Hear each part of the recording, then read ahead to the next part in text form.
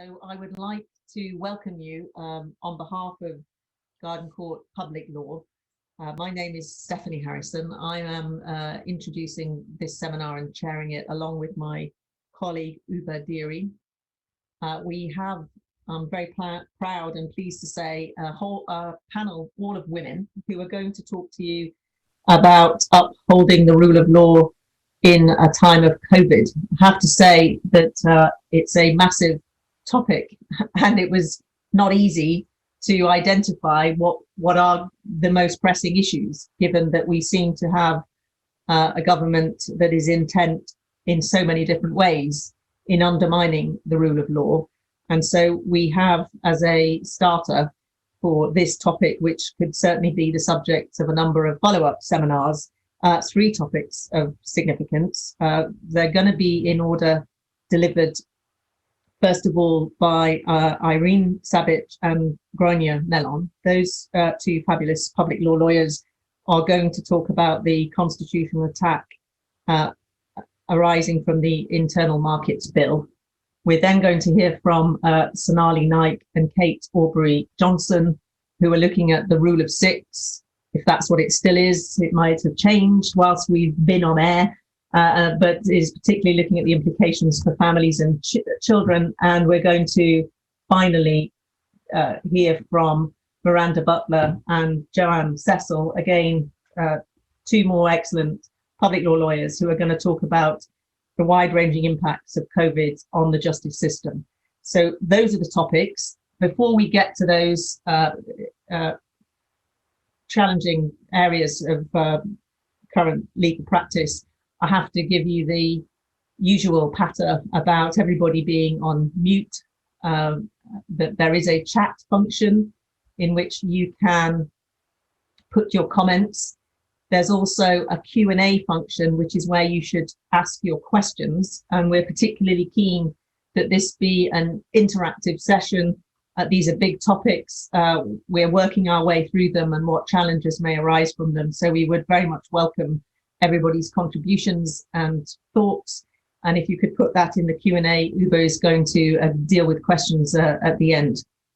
This is being recorded and it may be used for marketing purposes. I hope that that's acceptable to everybody.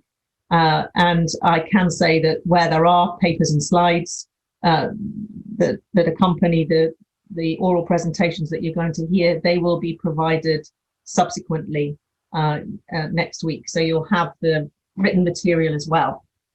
So all that being said, in the usual way, I'm now going to ask Irene and Gronia to talk about their topic. They're going to divide it up with Irene giving you an outline about why the rule of law is important. We perhaps do need to restate it. Certainly the government needs to understand it. She's going to look at the clauses in the Internal Markets Bill that offend against the rule of law, the nature of the ouster clause, and give us some of her thoughts on the consequences for the rule of law.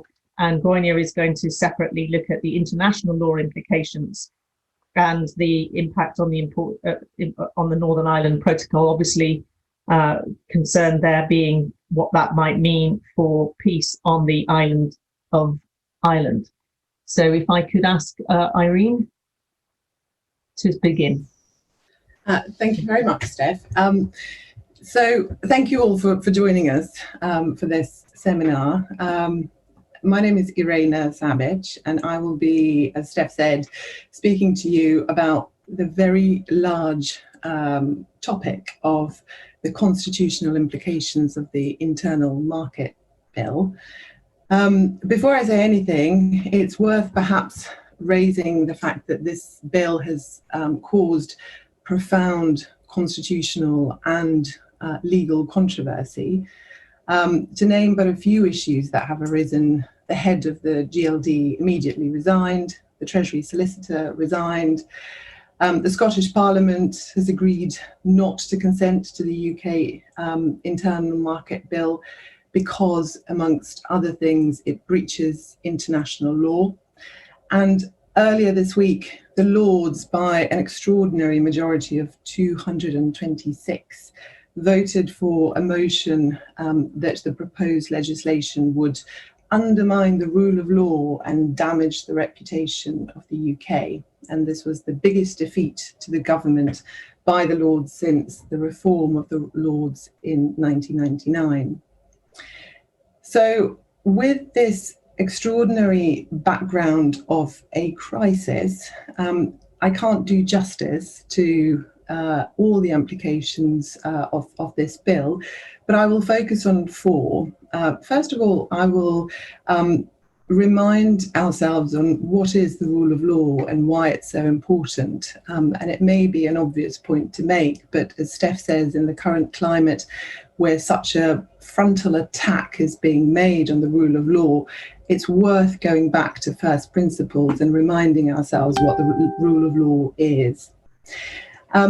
It's a constitutional principle which operates on a different level of constitutional significance to any other law that Parliament is correctly under the Constitution empowered to enact. And I went back to Tom Bingham's definition. He was, as all of you will know, Lord Chief Justice. And in his seminal book on the rule of law, he defined it in this way. He said, all persons and authorities within the state, whether public or private, should be bound by and entitled to the benefit of laws publicly made, taking effect generally in the future, and publicly administered by the courts. And I found it helpful to have that definition in mind when looking at the offending clauses in the Internal Markets Bill and those that quite explicitly litigate against the rule of law. In their amended format, they are principally clauses 44, 45 and 47, and I'll talk about 47 as the ouster clause in a moment. But looking specifically at clauses 44 and 45, the headline point is that those clauses and the regulations made under them will, statutorily, if this becomes law, have effect from the moment that the UK market bills comes into force, even if it is inconsistent with the law, domestic or international. And that, it seems to me, is in direct contravention of the definition of the rule of law that was set out by Lord Bingham. And the power that is given to ministers to act in contravention of the law is defined in the widest possible terms. To my mind, there is no tool of statutory interpretation to limit the breach of law. Turning next to clause 47, this could be called an ouster clause, but it's an ouster clause like no other. The Attorney General has called it a notwithstanding provision.